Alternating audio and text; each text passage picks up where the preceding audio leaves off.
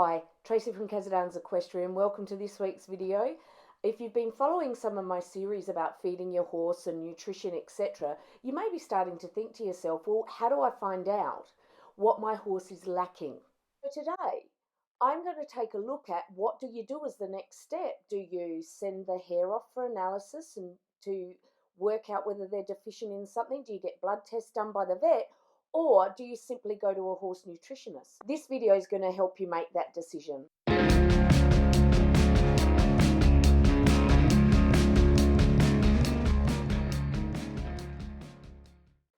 Okay, so let's go straight to the blood work. Obviously, you need a vet visit for this, and blood work and full blood counts are really valuable in lots of instances. However, it's really hard with some of the minerals to be able to get an accurate view of the status of that mineral in your horse's body simply from the amount in the blood serum. I'd like to use calcium as a bit of an example because there's such a tight controlled mechanism with calcium in the blood that your horse could actually be deficient in calcium and be leaching or taking the calcium out of the bone, and it will present as a normal calcium blood result to you. However, the horse may be lacking calcium. Now, this isn't a good result for your horse if you're looking at dietary changes. Iron, which is also really important, is often not detected very well in blood tests at all, so it's not really a very reliable thing to go by for iron. And one of the most important things is the blood work shows the levels of nutrients in the blood at that time. So this can actually be quite variable if you've just worked your horse, if you fed your horse in the morning or just before the blood test, even its hydration status. So a lot of these things make blood testing really not very reliable to create a balanced diet for your horse on. Now on to hair analysis.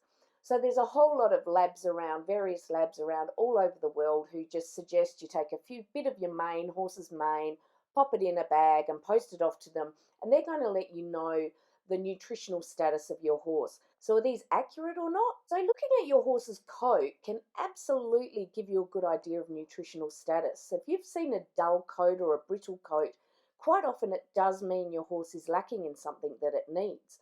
But can we really test for that nutritional status in some hair? Actually, not really. In fact, these labs sometimes even have differing normal ranges, and quite often these labs are associated with the actual supplement they would like to sell you at the end of that. So I'm not sure about the conflict of interest. So, what are some other problems with the hair analysis? The hair's history, certainly the mane is history. It's not reflecting the current nutritional status, it will only be reflecting the past. May or may not be important depending on how your horse is being fed. So the hair analysis can vary through seasons, and one of the biggest issues is contamination.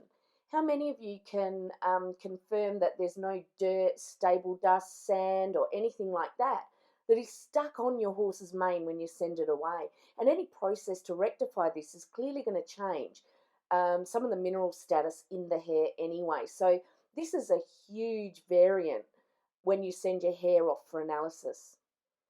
Funnily enough, the inconsistencies come big and strong in hair analysis. Sometimes even different seasons, if your horse is getting fed the same, will give you a different analysis through the coat. Different coloured horses, funnily enough, can test differently, so this is significant.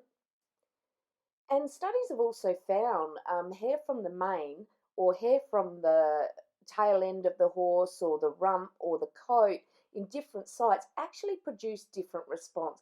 Now think about this for a minute. Does that really mean that the horse's head is deficient in iron but the body is not? It doesn't make sense. So again, this is not a reliable way to see if your horse is getting the correct level of nutrients. So back to looking at our specialists. Specialist equine nutrition. Hoping over the last few videos and some of my previous ones that I've convinced you that one of the best things you can do for your horse is create a balanced diet. The only way we're going to change that mineral status, even if your horse is lacking or being overdone in any particular areas, is to change what's going in. So, getting an equine nutritionist to evaluate your current diet is absolutely the first place and the best place to go to start getting your horse's diet balanced. Now, I've suggested some other ways in the past, and they are still valid as well. But the idea here is don't think that without assessing your current status, you're going to be able to send away either blood or some hair and magically buy a supplement and fix any problems that your horses have. What you need to do is accurately look at your horse's current diet and allow a change in that to create that balance and see how that affects your horse's behavior, coat, weight, etc.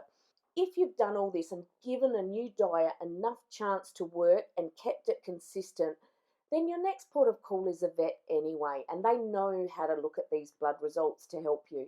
So I hope I've helped answer that question of hair analysis versus blood work by the vet versus going to a nutritionist to look at your current diet.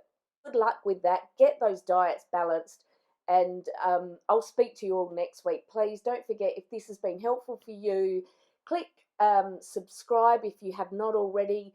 Click the notification bell, like, any comments I'd love to hear below on the YouTube channel, and share the video around so everybody can get the answer to this question.